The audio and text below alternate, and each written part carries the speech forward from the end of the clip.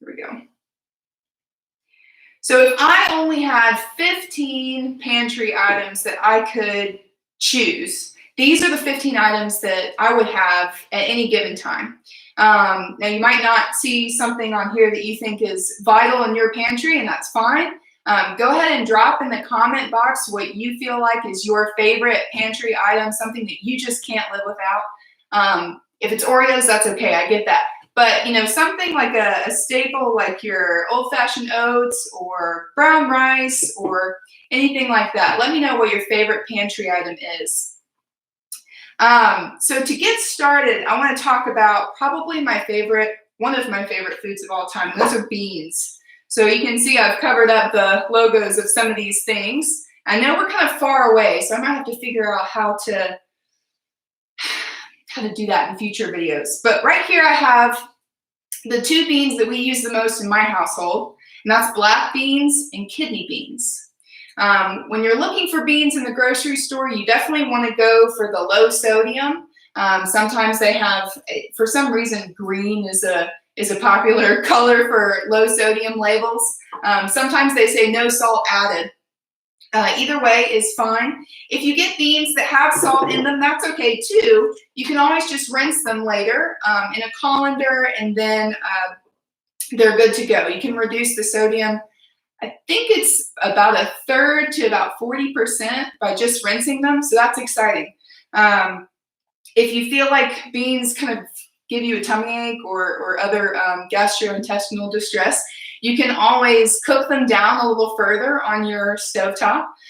So you can, make them a little bit more mushy too. It kind of adds a different texture to things if you're getting tired of the same beans over and over again. To go along with our beans, and backing up real quick, these of course are canned beans. They're easiest for me when I'm just pulling out things that I want to use quickly to drain and roll. But you can also cook beans from dried, and it's a great economic way to make beans. You can cook a lot and then freeze some if you're not going to eat a whole big pot of beans in about a week. But when you're thinking about buying, when you're thinking about cooking beans from dry, you can do it a couple different ways. You can do it in a pot. You could do it in a slow cooker, which is pretty popular, or you can do it in a multi-cooker like an Instant Pot. It's pretty fast. It's very hands-off, which is nice. You do want to think about soaking your beans ahead of time and checking through the beans. Sometimes there are stones in there. Anytime you buy anything in bulk, you want to kind of give it a little visual assessment and check and see, are there little stones in here? Is there grit? Sometimes rinsing them off can help too, especially with grains that you buy in bulk. I'm getting a little bit ahead of myself, so I'll back up again. So once we move on to our grains here, I've got my brown rice. This is label free because I put it into a glass jar. So brown rice, quinoa, my favorite old-fashioned oats. And then if you've ever been in a class with me, you know how much I love popcorn. Popcorn is probably my favorite grain of all time. So popcorn is a whole grain. It's your fun fact for the day. So going back to our brown rice, this is, the staple of any meal can be just brown rice and black beans. That's a great base to anything that you've got. If you're working with brown rice, you can use regular or instant. Either is fine. They're very comparable nutrition-wise. The instant is much faster, of course. You just kind of reconstitute it with water. With long grain brown rice, it takes longer to cook, obviously, but you can achieve a really nice flavor with your brown rice. You can toast it if you want to add a little bit of extra pizzazz to your rice. And then once here we go, our quinoa. And our quinoa is a faster cooking grain. It's pretty high in protein. It's another great bed for pretty much anything that you're cooking. especially if you get tired of rice or pasta. You know, quinoa is an excellent alternative. There are a lot of other great grains out there. You know, couscous is another good one, a favorite in our house. Go ahead and let me know what your favorite grain is that you cook with. But quinoa is fun. The key here is just like when we're buying anything in bulk, quinoa, no matter where you buy it, if it's in a bag, whatever it is, you want to rinse it. If you have a fine mesh sieve, that can help. Hold on, let me show you. I've got one in my kitchen. It's handy for whenever I need to cook quinoa. So this is my fine mesh sieve. You know, it's pretty tight weave just so that the quinoa doesn't go straight through it and down into my sink. You don't want to lose your quinoa that you've paid for. So do rinse it though, because it kind of helps with, there's kind of like a dustiness, a grittiness to quinoa usually. And if you want to bump your flavor game up a little bit more, you can toast it. And that helps too. It makes it have more of a nutty flavor to it. And I think it kind of helps it keep from getting mushy. If you've ever made quinoa, you know it can turn into this ball of just gum and mush. But that's me. That's user error. Y'all would do fine. We can do a video on cooking quinoa at some point. If you're interested in that, let me know in the comments if you're interested. So that's quinoa. Quinoa and rice are probably the things that we use the most. And then as far as oats go, you know, you can always make your own oatmeal, which is a great way to control added sugar and things like that. So you can create whatever toppings you want. Being able to make your own oatmeal means that you don't necessarily get tired of the same flavor over and over again. It can also be an easier way when you're thinking about your food dollar. It can be a little bit cheaper than buying instant packets each time. You can also make your own granola with old-fashioned oats. My Master Food Volunteers with Extension, we tasted some granola that one of my Master Food Volunteers made with some old-fashioned oats. It was delicious, so we might make that another video too. There's endless possibilities for the videos that we can make. Let's see. Oh, you can also use oats to make banana oatmeal pancakes from the Med Study Meds curriculum that I teach. If you're new to Extension and aren't familiar with that curriculum, it's probably the most popular and I think the most important curriculum that I teach. And it focuses on eating the Mediterranean way to prevent or lessen the effects of chronic disease. So that's a really fun recipe from that website. We might make that in another video too. It's just a whole host of videos, right?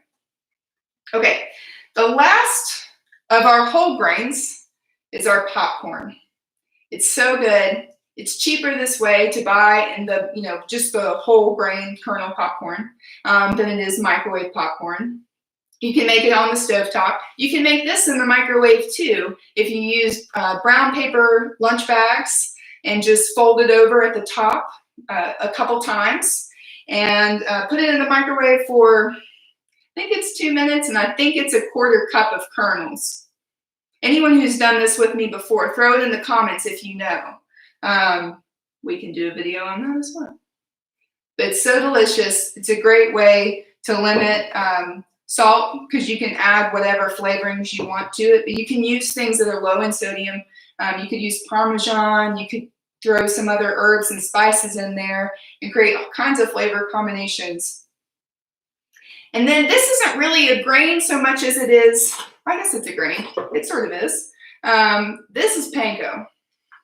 This, or, you know, breadcrumbs. You don't have to use the Panko. I think that's a brand technically of Japanese breadcrumbs. But this, it's kind of a slow level in here in my jar because we use it so often.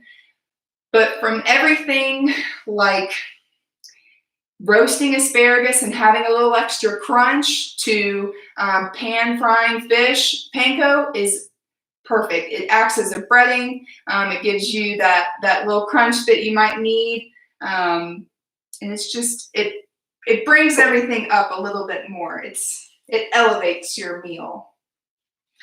Moving on to our fruits and nuts that I've got. So I have a really large glass jar of cranberries because we eat a lot of cranberries in my house. We put these on salads and in other dishes. So my brother the other night made some steamed kale, and he put cranberries in it. And you might not think that cranberries are good in steamed kale, but I challenge you to try it.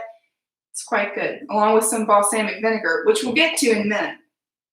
So cranberries, and then our mixed nut, or our nuts here that we have, a variety. So kind of along with those cranberries, I've got these sliced almonds that I use in a lot of recipes and salads, just for extra flavor. If you toast these, that helps with the flavor of our almonds.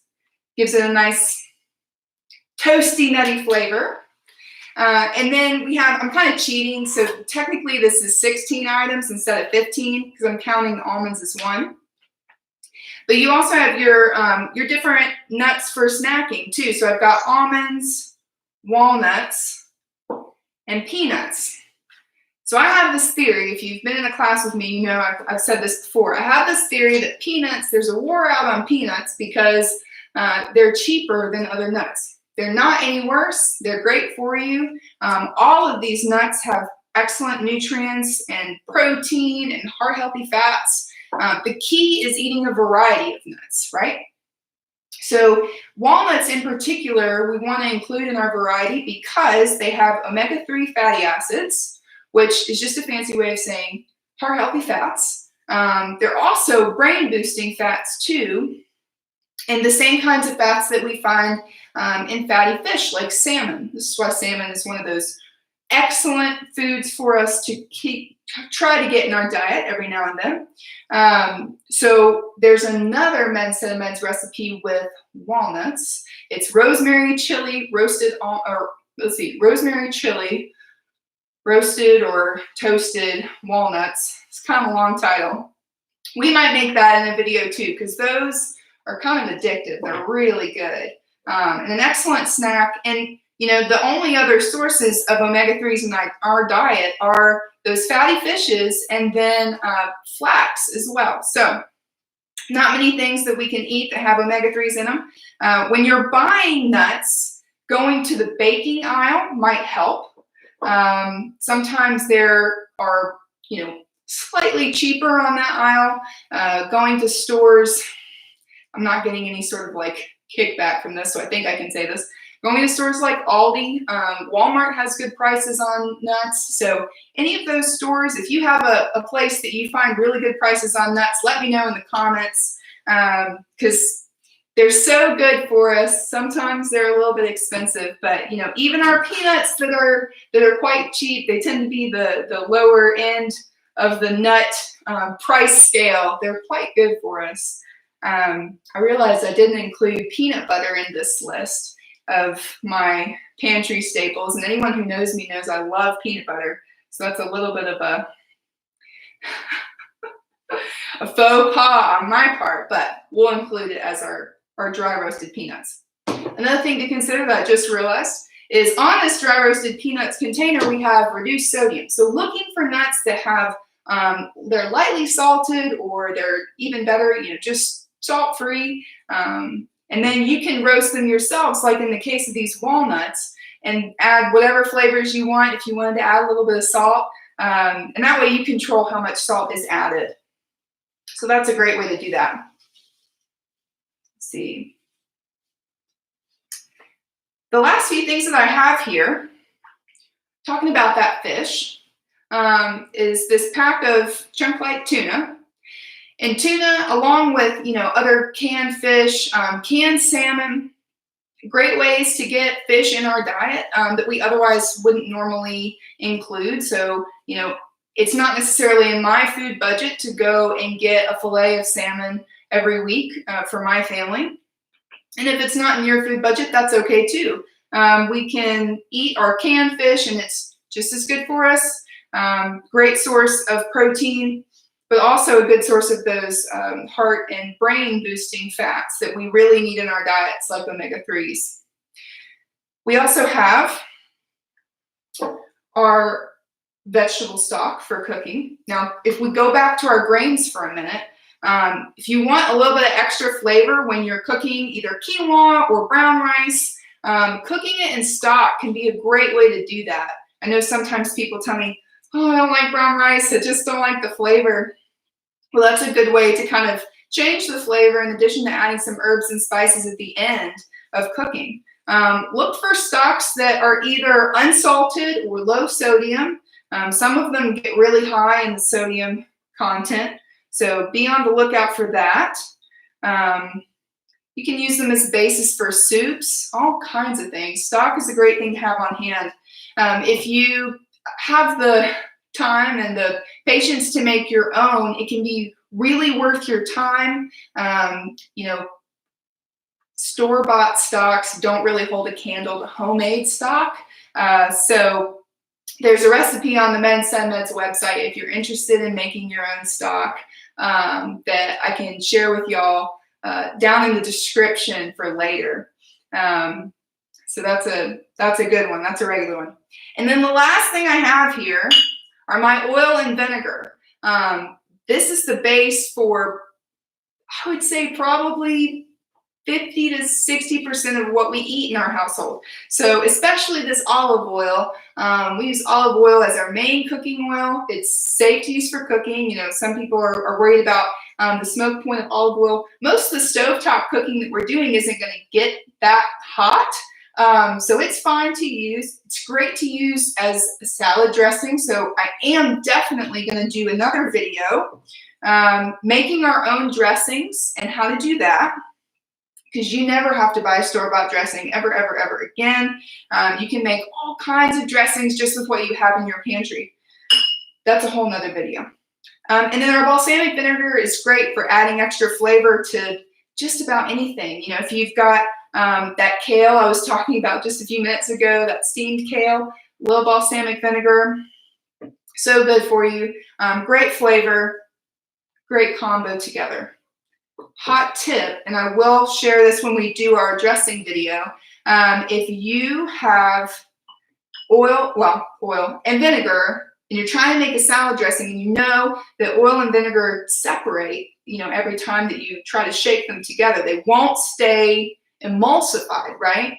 You can add a little bit of mustard. Dijon mustard, in my experience, tends to work best. I haven't had good experience with the yellow mustard, but you can add a little bit of mustard. It even adds a little bit of flavor, which is nice, and it'll help things stay in suspension a little bit better. Not entirely sure why that is. I might need to go do some research and touch back with y'all about that. So those are my pantry items. Let's see if we have, it's about 4:20. If you need to hop off, that's fine. If you want to stay and we'll answer some questions, that's great. All right. So Gail says that she always has lentils, brown rice, and wait, what are those grains you're talking about, Gail? Steph loves popcorn. I'm with you, Steph. And brown rice. Yes, brown rice and beans. Good point. So Gail mentioned keeping nuts in the freezer. That's a really good way to keep your nuts for longer. And the reason being is that those high-fat nuts have a lot of fat in them, right? And fats over time are going to oxidize and kind of taste off, right? So that's being rancid. So if you keep them in the freezer or even in the fridge, that's a great way to prevent those fats from starting to develop off flavors. Especially if you're buying in bulk and you want to kind of stretch your food dollar. You're not going to use all those nuts at one time or within, say, a few weeks. Throw them in the freezer. That's a great way to do it. You can do that with flour too. Excellent. Yeah, peanuts don't make it to the shelf. I'm with you. Peanuts go all the time in our family. And the other thing too, is you can make a really excellent and cheap trail mix just by mixing craisins, technically dried cranberries, raisins, and whatever nuts you have on hand. But I find that dried cranberries and peanuts are an unbeatable combo. They're really good. Along with dried craisins and cashews. That's another favorite of mine, multi-mix. Ah, yes, Steph, thank you for the reminder. So veggie scraps in your freezer make an excellent veggie stock. You can use frozen scraps, pull them out later and throw them in a pot and just go to town. Things you might not want to throw into a stock. Too much onion, sometimes it can be a little overpowering. You can use things like leeks that have a slightly sweeter flavor to them. Makes a little bit more of a mild stock. You probably don't want to use garlic because garlic can, again, overpower the flavor of your stock. But, you know, carrots, celery, peppers are pretty good too. Most anything that you've got on hand, you can make into a pretty good stock for sure. Sharon, I see you with that candy corn. Candy corn's fun. I love it. And those dry roasted peanuts, those are delicious. Cashews and bananas from Cynthia. Yes. And I didn't even talk about produce today, but we can talk about produce in another video. Y'all, thank you so much for such a great inaugural video. Thank you for bearing with me as I figure out how to do this process. We will be live next week on Thursday. Send me ideas if you have ideas. You can tell us on our Facebook page. You can tell me here in the comment section of the video. This video, I should say, will be available just archived in our, whatever you call it, feed, I guess. So you'll be able to come back and see it again if you wanted to check back, or if you wanted to share it with a friend, you can share it to watch again later. And then we'll have another video next week. Maybe we'll do one of those things that I talked about that could be a video. So until then, we'll see you and have a good weekend.